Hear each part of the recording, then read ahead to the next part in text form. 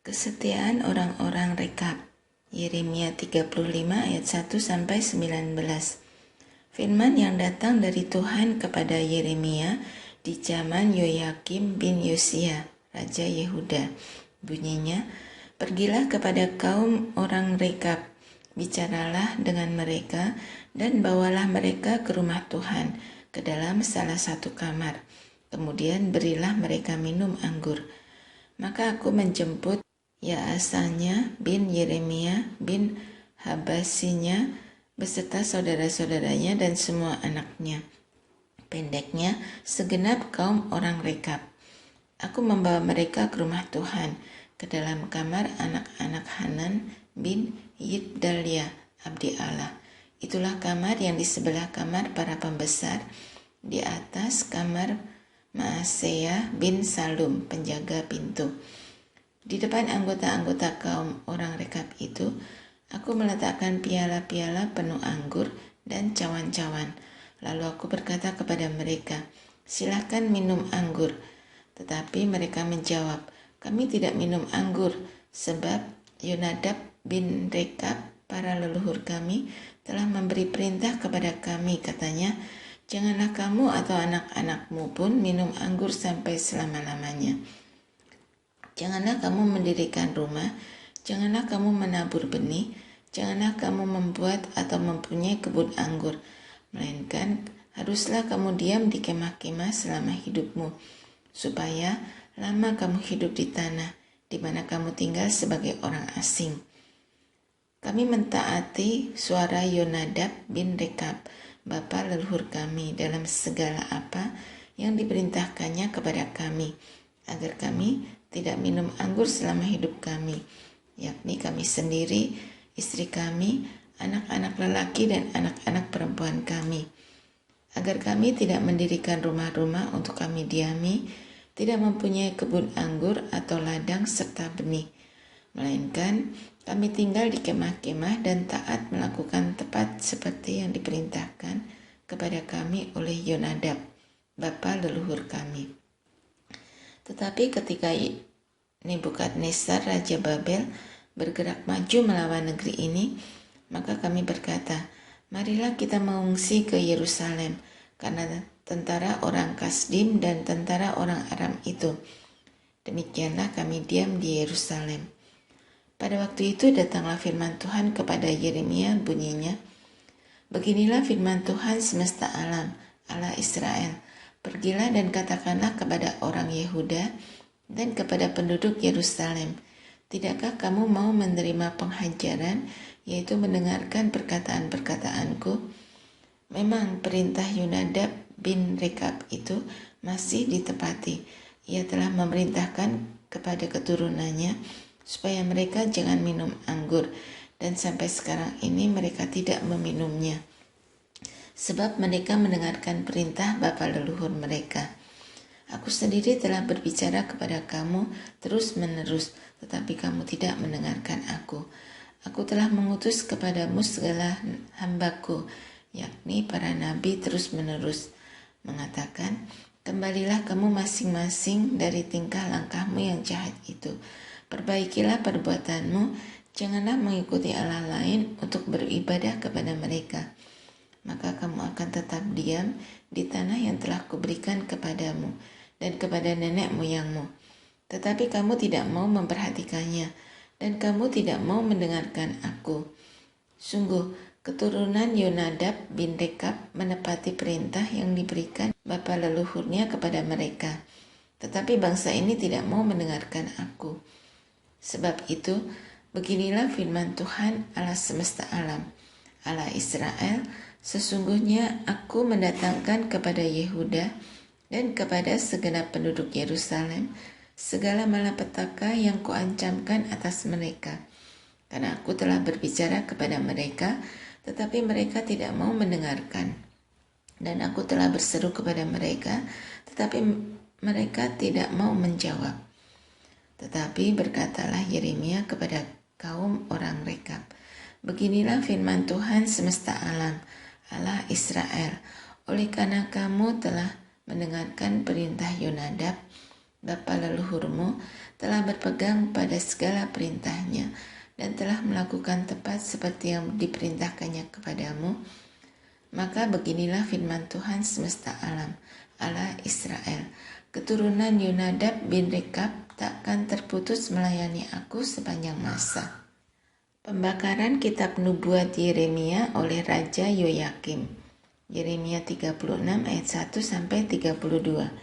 Dalam tahun yang keempat pemerintahan Yoyakim bin Yosia, Raja Yehuda, datanglah firman ini dari Tuhan kepada Yeremia, bunyinya, ambillah kitab gulungan dan tulislah di dalamnya segala perkataan yang telah kufirmankan kepadamu mengenai Israel, Yehuda, dan segala bangsa. Dari sejak aku berbicara kepadamu, yakni dari sejak zaman Yosia sampai waktu ini.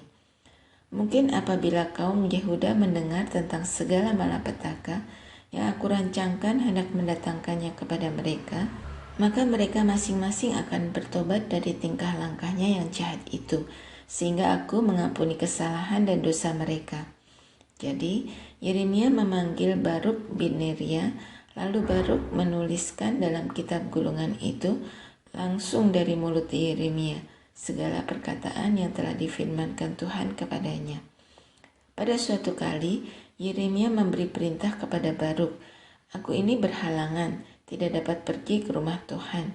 Jadi pada hari puasa, engkaulah yang pergi membacakan perkataan-perkataan Tuhan kepada orang banyak di rumah Tuhan dari gulungan yang kau tuliskan langsung dari mulutku itu kepada segenap orang Yehuda yang datang dari kota-kotanya.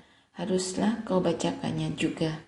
Mungkin permohonan mereka sampai di hadapan Tuhan dan mereka masing-masing bertobat dari tingkah langkahnya yang jahat itu, sebab besar murka dan kehangatan amarah yang diancamkan Tuhan kepada bangsa ini.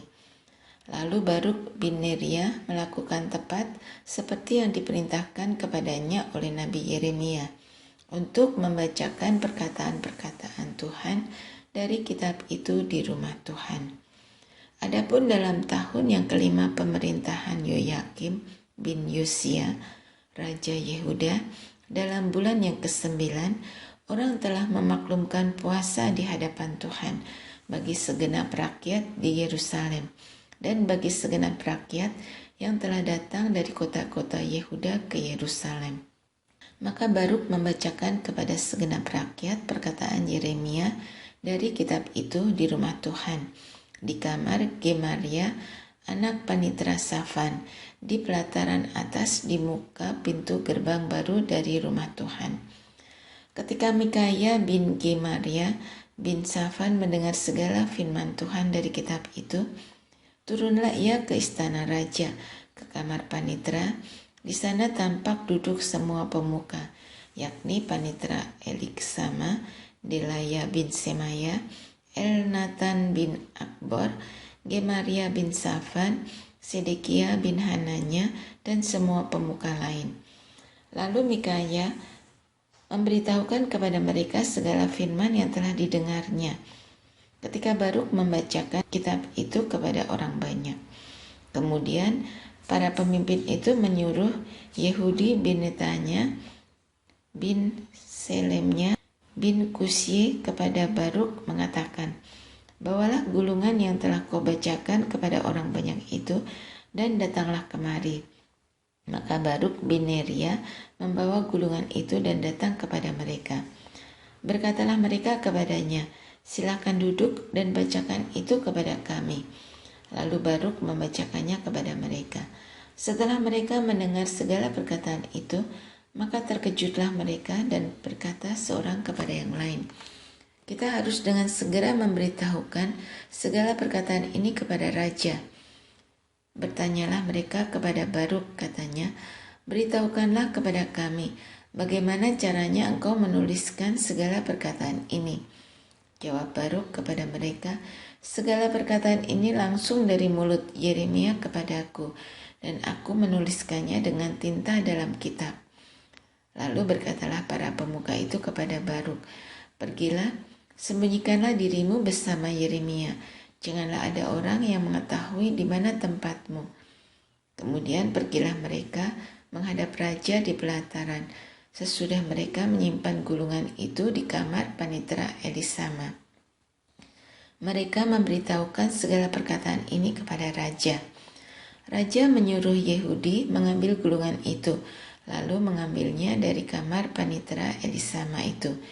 Yehudi membacakannya kepada raja dan semua pemuka yang berdiri dekat raja.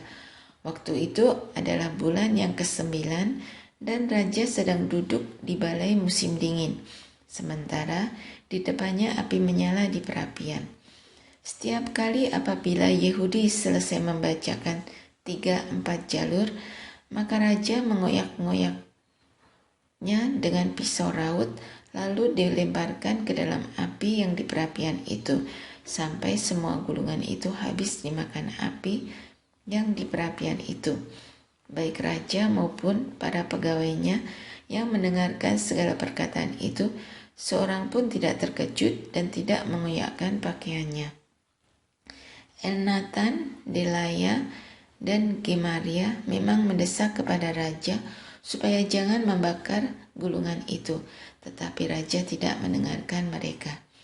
Bahkan raja memerintahkan pangeran Yerahmeel, Seraya bin Asriel, dan Selemia bin Abdeel untuk menangkap juru tulis Baruk dan Nabi Yeremia, tetapi Tuhan menyembunyikan mereka.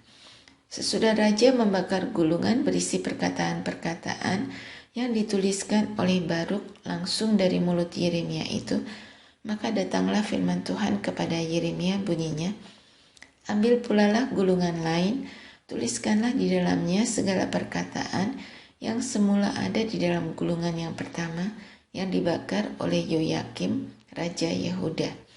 Mengenai Yoyakim, Raja Yehuda, haruslah kau katakan, beginilah firman Tuhan, engkau telah membakar gulungan ini dengan berkata, mengapakah engkau menulis di dalamnya bahwa Raja Babel pasti akan datang untuk memusnahkan negeri ini dan untuk melenyapkan dari dalamnya manusia dan hewan? Sebab itu beginilah firman Tuhan tentang Yoyakim, Raja Yehuda. Ia tidak akan mempunyai keturunan yang akan duduk di atas tahta Daud, dan mayatnya akan tercampak. Sehingga kena panas di waktu siang dan kena dingin di waktu malam. Aku akan menghukum dia, keturunannya dan hamba-hambanya karena kesalahan mereka.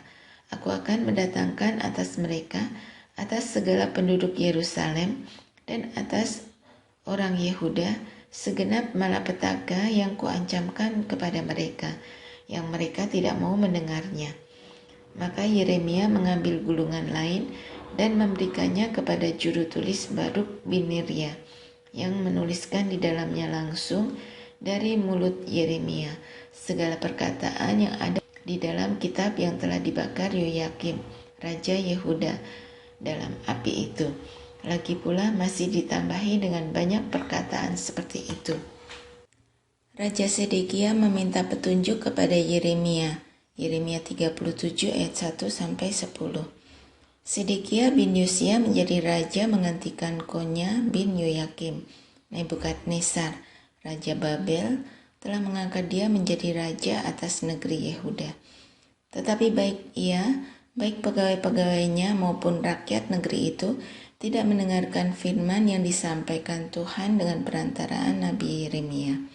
Pada suatu kali, Raja Sedekia menyuruh Yukal bin Selemnya dan Imam Sefanya bin Maasea kepada Yeremia untuk meminta, berdoalah hendaknya untuk kami kepada Tuhan Allah kita.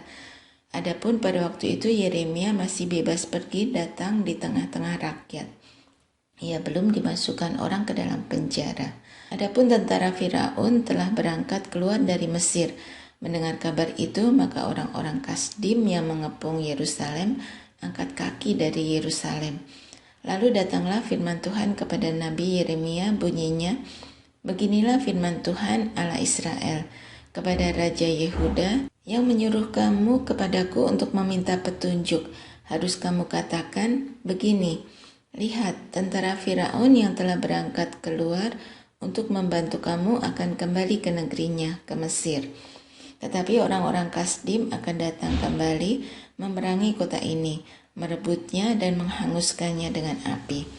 Beginilah firman Tuhan, janganlah kamu membohongi dirimu sendiri dengan mengatakan, orang-orang Kasdim itu telah pergi untuk selama-lamanya daripada kita, padahal mereka tidak pergi untuk selamanya.